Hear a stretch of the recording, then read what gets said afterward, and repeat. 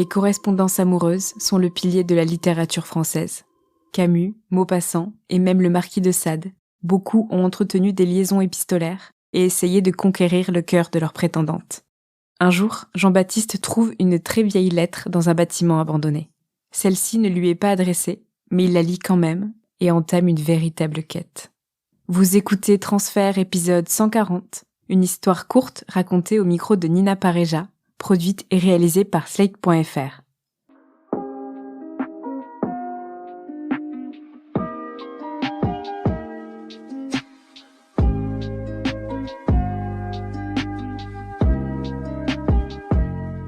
On est en février 2021, j'ai 30 ans et je suis sur le point d'intégrer une résidence au Centre chorégraphique national de Caen. C'est une résidence, on va dire, pluridisciplinaire, il y a une vingtaine d'artistes. Et moi, en fait, j'intègre la deuxième session de cette résidence. Il y a déjà eu une semaine, 2 mois auparavant. Je sais pas trop ce que je viens y faire à cette résidence, parce que j'ai pas le statut, on va dire, d'artiste, j'ai pas de pratique, alors que les autres, si. Quasiment tous. Mais en fait, j'ai assez confiance en moi et en le fait que je vais trouver ma place au sein de ces gens. Donc j'arrive là-bas. Là, il y a ce mec qui vient me voir. Déjà, il y a quelque chose de fort. Moi, je sens qu'il se passe quelque chose de spécial. Et puis en fait, il voit mon tatou sur mon doigt, les 3 points, et en fait, il me montre sa main et il a les mêmes 3 points, pas sur le même doigt. Donc là, on hallucine un peu, puis au final, très vite, on rejoint une partie des artistes. On s'en va sur la presqu'île de Caen, à la recherche de lieux abandonnés, dans le but peut-être de faire une expo. Sacha et moi, on suit des gens qui ont cet objectif-là. On arrive dans un bâtiment, une partie est abandonnée, mais il y a une partie qui est habitée par des réfugiés, des gens, des sans-papiers à Caen. On arrive dans une pièce où il y a un amas de détritus, mais parfois, c'est sur 2 mètres de haut. C'est vraiment divers et varié. Il y a un canapé, il y a des poubelles, il y a des vêtements, il y a des livres. Du coup, il y a une première pièce dans laquelle on rentre. Celle-ci, on est vraiment obligé un peu de marcher, d'escalader même. On arrive dans une deuxième petite pièce. Et là, la troisième pièce, ça a l'air d'être un garage. Par terre, en fait, il y a plein de papiers, plein de livres, des CD. Et moi, je vois des lettres au milieu de tout ça. En fait, à côté des lettres, il y a une enveloppe avec le timbre en bleu et rouge, et ces couleurs-là m'attirent plus que les autres. Je vois juste que ça parle d'amour, c'est écrit en 1961, et là on part, on passe dans d'autres lieux, puis en fait on rentre au CCN, manger. On est de retour à la résidence, et après avoir mangé, Sacha me demande de lire les lettres. Ça dit « Cher Minouche, tu ne m'as pas répondu depuis des semaines, tu me manques, ne me laisse pas sans nouvelles, ton grand chou. » Alors ça commence comme ça, mais après il parle de beaucoup de choses et beaucoup d'amour. On est tous les deux, on est hyper émus en fait.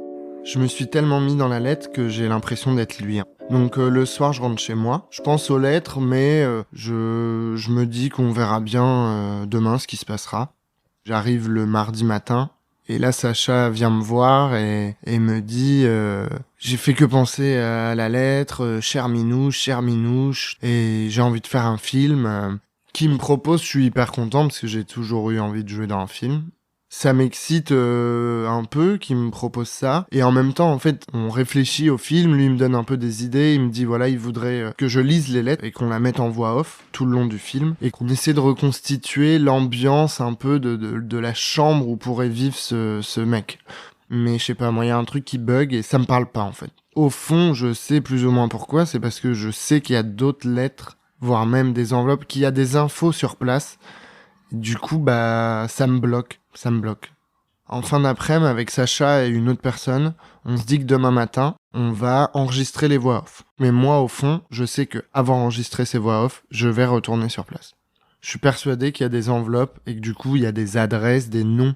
Parce que là, on a juste des surnoms. Ils parlent de Caen et d'une ville aux alentours, mais on n'en sait pas plus en fait. J'arrive au CCN, mercredi matin, pour enregistrer les voix off. Donc ça me stresse un peu, déjà, parce que j'ai jamais fait ça. Donc on fait une prise de voix, Sacha me dit non, pas comme ça, plutôt comme ça. Donc au final, on arrive à le faire, mais je suis pas vraiment dedans. parce que en fait au fond je sais que je veux retourner chercher d'autres indices, ou qu'en tout cas je veux aller sur le lieu où on a trouvé les lettres. Et du coup on finit d'enregistrer les voix off, je cours et je vais à l'autre bout de la ville pour retourner dans ce lieu. J'y arrive et au final en effet par terre je retrouve 4-5 lettres et 3 enveloppes. Et là, en fait, je regarde et je vois qu'il y a des noms, donc je suis très excité. Là, je remonte sur mon vélo et pour rentrer au CCN, en fait, sur la route, ça fuse à fond dans mon cerveau et je me dis qu'en fait, on va pas faire de film. Là, en fait, la réalité, elle dépasse la fiction. Je me dis même que peut-être qu'on peut retrouver ce mec, je sais pas, ou en tout cas faire un truc documentaire, hein, parce qu'il n'y a pas besoin de créer une fiction. Là, on a une histoire de ouf. Je retourne au lieu de résidence. Dans l'après-midi, je participe à un atelier de danse avec une chorégraphe. Voilà, on fait plusieurs exercices de danse, plusieurs pratiques, et il y a de la musique aussi. Dans cette pièce, séparée par un énorme rideau noir, de l'autre côté, il y a des tables de travail. Et je sais qu'il y a Khalifa, un des artistes qui est présent à la résidence avec moi, et Sacha, qui sont en train de décortiquer les lettres. Et du coup, j'ai du mal au début à me mettre vraiment dans l'atelier, mais très vite, je rentre vraiment dans un état un peu de transe, et c'est hyper intense. Et en fait, j'ai même pas le temps vraiment de redescendre de cet état. Je vais de l'autre côté du rideau et là il y a Khalifa et Sacha avec un sourire jusqu'aux oreilles qui me disent on a retrouvé le nom de la femme, lui on sait pas trop son nom, elle s'appelle Maria, elle a été mariée mais elle est décédée en 2018. Khalifa en fait il est algérien et il capte que le nom de la ville c'est en Algérie, que c'est en 1961, donc c'est pendant la guerre. Et après avoir fait quelques recherches, il comprend que c'est un camp de parachutistes. Ça nous amène à la conclusion qu'il écrit de la guerre et qu'il est soldat.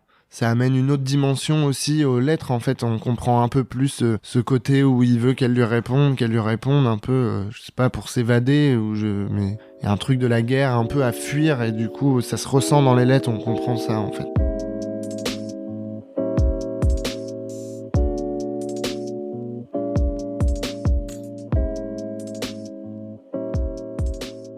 Ton grand chou, il dit à Minouche dans une des lettres de lui répondre à Mondeville, une petite ville à côté de Caen. On se dit peut-être qu'il habite toujours là-bas, on va peut-être le retrouver en fait, peut-être qu'il est vivant. Moi je sens en tout cas, il y a un truc en moi qui me dit qu'il est vivant. J'attrape cette enveloppe et en fait le nom qu'ils recherchent depuis tout à l'heure, Sacha et Khalifa, c'est pas le bon. Ils n'arrivaient pas vraiment à déchiffrer l'orthographe. Ils ont le bon prénom, c'est Michel. Mais ils n'arrivent pas à déchiffrer le nom de famille, et moi je trouve. Et en fait, Khalifa, dans la foulée, j'ai même pas le temps de finir, il a déjà fait une recherche sur Facebook, et là on tombe sur le profil d'une personne qui a l'air d'avoir 80 ans, et dans une des lettres, il dit qu'il a 19 ans en 1961, donc clairement on est dans les âges, et sur son profil, il y a écrit Mondeville. Et en fait, moi surtout, quand je vois la photo de ce mec, je sais que c'est lui. Genre, dans moi, dans mon corps, c'est quelque chose que je peux pas vraiment décrire, mais il y a quelque chose, comme un signal qui me dit, oui, il est là et il est vivant, en fait, et on va le retrouver. Je suis tout de suite très heureux parce que, en fait, depuis le début, je suis mon intuition, je me fais confiance, et je pense que c'est une des choses que je suis venu chercher à cette résidence. En tout cas, j'attendais pas de trouver ça, mais ça me tombe dessus. Mais en même temps, je suis tout de suite un peu stressé et on finit par trouver son numéro. On est mercredi soir et du coup, là, on est très excité, mais on décide de l'appeler le lendemain, dans l'après-midi.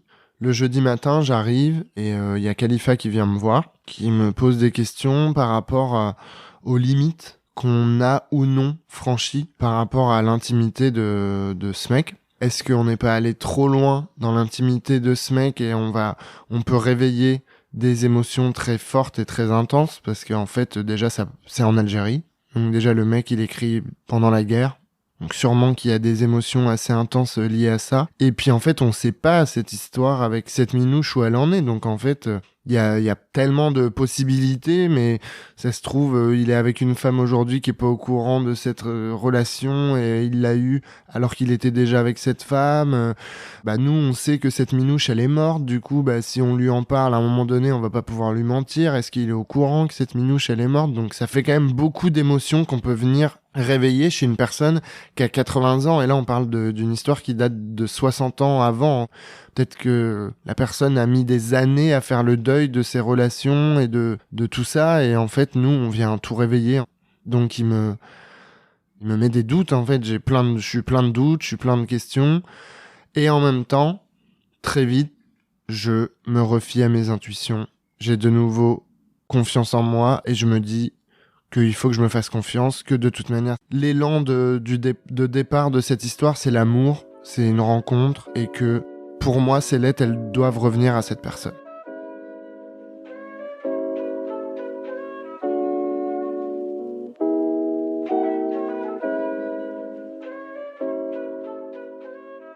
On se pose dans une petite pièce un peu à l'écart des autres. Il est 14h, je prends mon téléphone et j'appelle le fameux numéro. Donc c'est une femme qui me répond.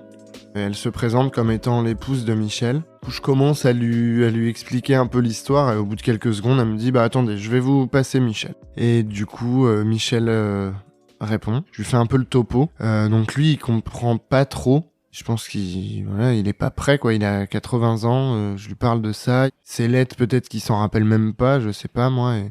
En tout cas, il a l'air vraiment très surpris. Il me dit qu'il comprend pas, mais que en effet, il était bien en Algérie. Que en effet, je lui demande s'il écrit à une minouche qui connaît cette minouche. Il me dit ah oui, minouche, c'est une femme que j'ai beaucoup aimée.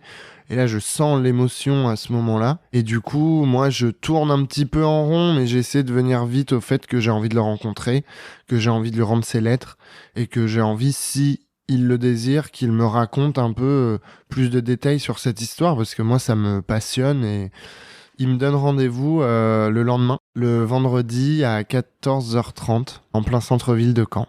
J'ai des larmes aux yeux, Sacha aussi. Il y a Khalifa qui est là et une autre personne aussi. Et tout le monde, c'est un moment très très très intense en émotion. En fait, moi je suis excité et impatient et ultra stressé de le rencontrer. Il n'y a plus rien qui m'importe hormis ça en fait, vraiment. On traverse la ville à pied avec Sacha, on sonne, il nous ouvre, on monte. Et là...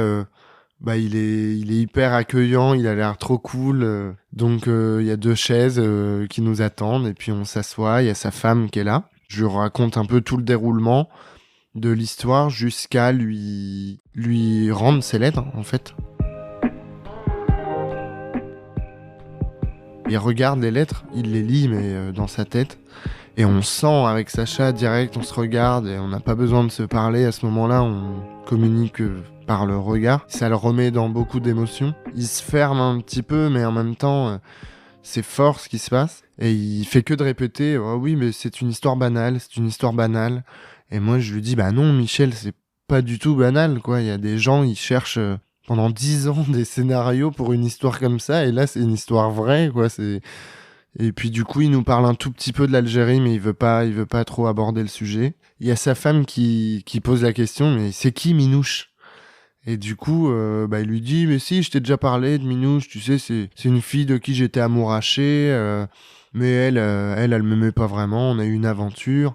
Il nous dit que Minouche, c'était une femme qui venait de Pologne, qu'elle était très belle, et que dans son quartier à Mondeville, beaucoup d'hommes étaient amoureux d'elle. Michel et Minouche, ils ont eu une aventure avant qu'ils partent en Algérie. Et en fait, d'Algérie, il lui écrivait alors qu'elle lui répondait très peu. Mais lui, il était fou amoureux d'elle. Et puis en fait, ça lui faisait du bien de lui écrire. Il nous disait que ça lui permettait de s'évader de l'horreur qu'il vivait là-bas et des choses qu'il voulait fuir un peu. Et juste de lui écrire, même quand elle répondait pas, ça lui permettait de se libérer un petit peu. Après, il rentre d'Algérie, il la revoit une fois et c'est la dernière fois qu'ils se revoient. En tout cas, ils se disent qu'ils se reverront plus. Et il rencontre une femme, très peu de temps après, qui est sa femme actuellement. Donc ça fait une 60aine d'années qu'ils sont ensemble. Et en fait, cette femme, juste après qu'ils se soient rencontrés, lui revient d'Algérie et elle lui dit qu'elle part vivre en Algérie pendant au moins 1 an et demi. Et pendant 1 an et demi, Ils se sont écrits des lettres d'amour tous les jours. Vers la fin de notre discussion, je lui dis que Minouche est décédé. Et en fait, je sens que ça lui fait quelque chose, parce que voilà, c'est quelqu'un dont il a été amoureux, mais en même temps, il est avec sa femme actuelle depuis 60 ans, et l'histoire de Minouche, au final, elle l'a amené vers cette femme-là aujourd'hui, et l'amour, il l'a trouvé avec cette femme-là, je pense.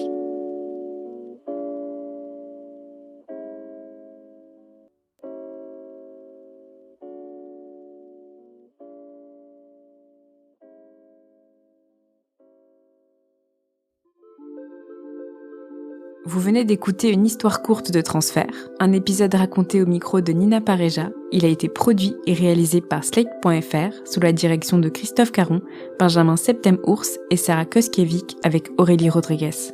Retrouvez tous les épisodes de Transfert sur Slate.fr ou sur votre application de podcast préférée.